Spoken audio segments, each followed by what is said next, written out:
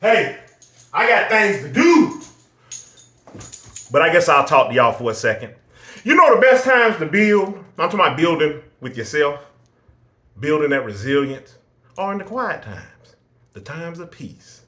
Hard to do when you're filled with distractions, confusion, a whole bunch of minutia around you that you don't need. And if you follow this channel, you know that's all we talk about. It's clearing out that circle. So you got room to breathe, room to think, room to grow, do healthy things, do the things that you want to do, accomplishing goals and so forth. When I'm thinking about this topic, I'm thinking about how sometimes we can be so conditioned, so groomed into dealing with confusion, depending on what went on during our upbringing, what we have just grown accustomed to being around us. And it's hard to shake that lot. Especially when you don't have any good examples around you to see. But we're gonna take this in smaller pieces, more digestible, if you will. Let's just start with peace. Peace can be at the center of all things. You don't need a degree to figure out what peace is. You don't need an example to know what peace is. That's the simple thing about it. Knowing when all things are quiet, you're not all wound up, always solving something. Well, how do I do this when I got kids to feed, man? I got a job to go to that I absolutely despise. I'm in this old corrupted relationship. It ain't nothing but confusion going around. Where's my peace at?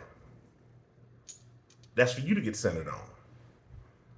That's for you to identify what peace looks like. Now, am I talking about perfection? Smooth sailing, no problems. No, absolutely not. But you can find peace in all things that you do. Things that don't get you all riled up. That job that you despise, I talked about this 6 years ago at the start of this channel. 6 years ago when I was talking about doing what you need to do until you can get to your next goal. Chances are everybody's at a point in their life where it's not the ideal position that they would like to be at, or it's not that end goal where they could just kick back, relax, everything's all taken care of, I got it made. Chances are, if you're a person that seeks out being successful, you're really never satisfied. So you're always looking for the next carrot. To give you an idea what I'm talking about the next carrot dangling in front of your face so you can, chase that goal. Remember what they used to do in old cartoons? They put that out in front of a horse or whatever animal, keep them moving like they're chasing that carrot, that goal. It's the same thing that we do with ourselves. But it's hard to get centered and identify what we need or which direction is even the right direction if you don't start at a place of peace. Think about it. When you go to or you're watching some sort of sport, race. I'm saying some sort of sport. No, I'm really referring to a race. Think about it. Does everybody approach the starting line in an orderly fashion, get to the starting line, and they all agree on a common starting point where everybody's at a standstill before they all start simultaneously? You can look at that as they're starting with peace.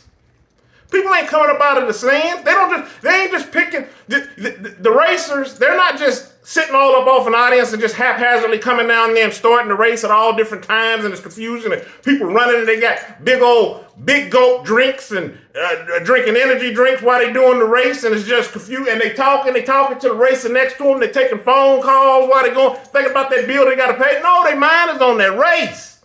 And before it gets on that race, they're at the starting line, in their position, quiet, waiting for that shot to go off, if that's what they do. I don't know. I don't watch sports. But waiting for the beginning of the race. And that's the same thing with us. Where's your start line?